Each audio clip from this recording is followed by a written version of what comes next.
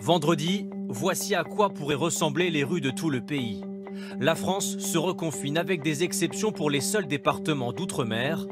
Mais contrairement au printemps dernier, le confinement sera adapté.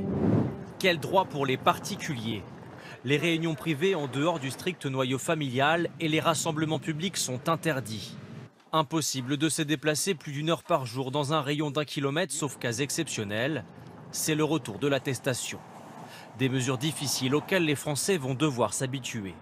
C'est un peu contraignant pour nous les jeunes, mais en soi, on n'a pas le choix, donc les questions ne se posent pas en fait. Je ne sais pas si le confinement, ça va être bénéfique pour les commerces, mais pour la santé, ce sera peut-être la meilleure chose à faire. Qu'est-ce qui va fonctionner? C'est l'une des grandes différences par rapport au premier confinement. Les crèches, les écoles, les collèges et les lycées continueront d'accueillir des élèves.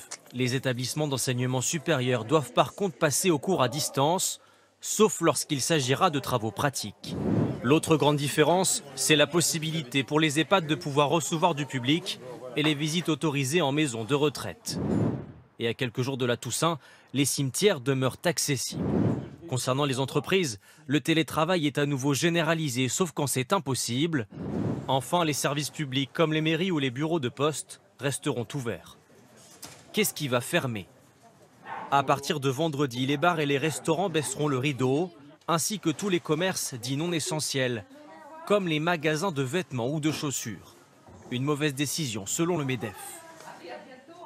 Il y a beaucoup de commerçants, il y a beaucoup d'entrepreneurs, par voie de conséquence beaucoup de leurs salariés qui risquent de rester sur le carreau. Et l'État va renforcer les moyens de soutien.